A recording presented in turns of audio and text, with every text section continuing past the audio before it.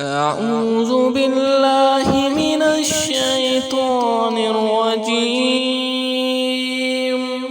بسم الله الرحمن الرحيم. يا أيها المزمل قم الليل إلا قليلا نصفه أو انقص منه قليلا أو زد عليه ورتل القرآن ترتيلا إنا سنلقي عليك قولا ثقيلا إن ناشئة الليل هي أشد وطئا وأقوم قيلا إن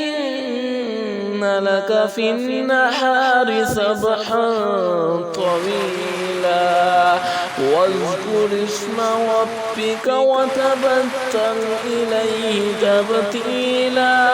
رب المشرق والمغرب لا إله إلا هو فاتخذه وكيلا واصبر على ما يقولون واهجرهم حجرا جميلا وذرني والمكذبين أولي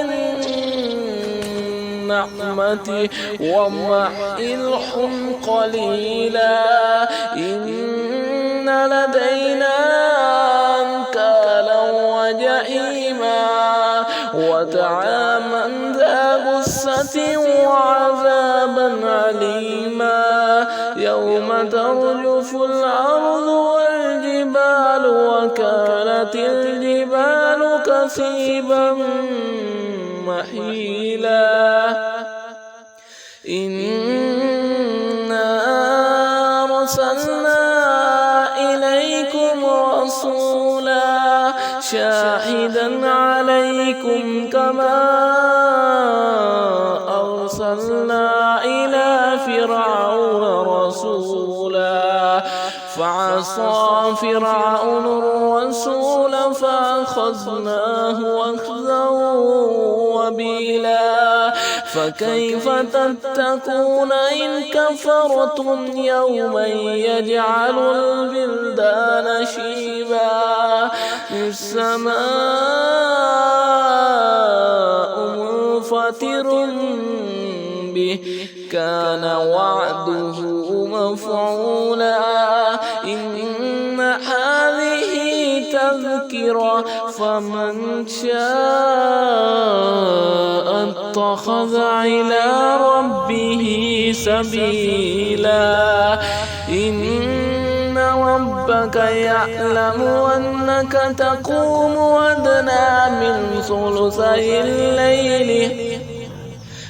ثلثي الليل ونصفه وثلثه وطائفة من الذين معك والله يقدر الليل والنهار علم أن لا تحصوه فتاب عليكم فاقرؤوا ما تيسر من القرآن علم أن سيكون منكم مرضى وآخرون يضربون في الأرض يبتغون من فضل الله وآخرون يقاتلون في سبيل الله فاقرؤوا ما تيسر منه وأقيموا الصلاة وآتوا الزكاة وأقرضوا الله قرضا حسنا وما تقدموا لأنفسكم من خير